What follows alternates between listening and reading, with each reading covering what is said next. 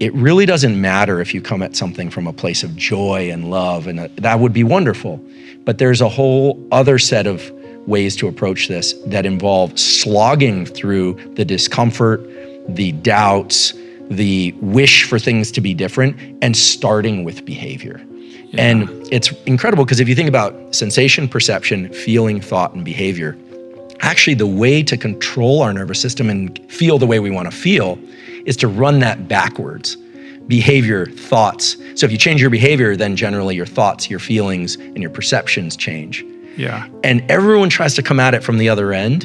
Yeah. And I really think that if neuroscience has anything to offer, it's some understanding of what the underlying chemicals and neural circuits are. But the sooner that the human animal, the human species can start to understand that our feelings and our thoughts and our memories and all that is very complicated, but that when behaviors are very concrete and they are the control panel for the rest of it. I don't want to relegate feelings. Feelings are extremely important.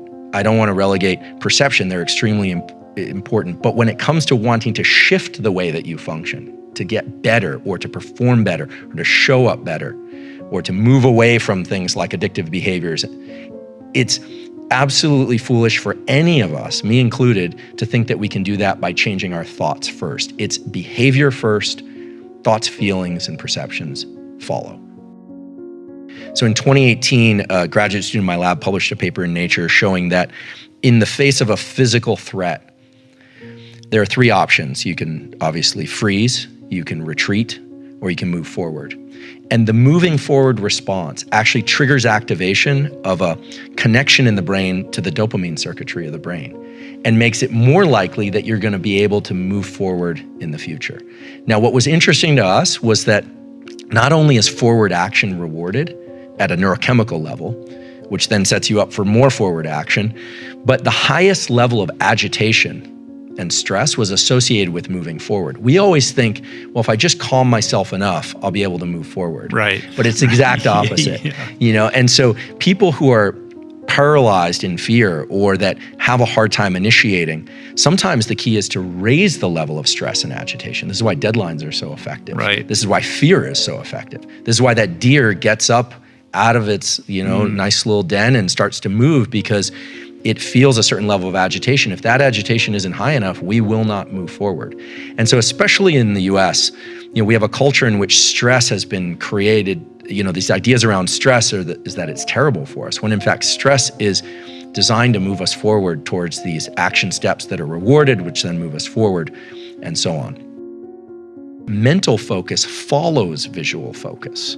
Now, in blind people, it's slightly different. It follows auditory focus. But in most people, your visual focus, as you bring that into really sharp relief, that image of your book, and you stare at it, you're going to feel some agitation and your mind's going to be jumping all over the place. But if you wait just a couple minutes, the rest of the world will disappear. I think this is sort of like the flow state people are looking for. But remember, the gate of entry is one of you have to wade through some sewage before you can swim in clear water. Right. That's the way I always think about it.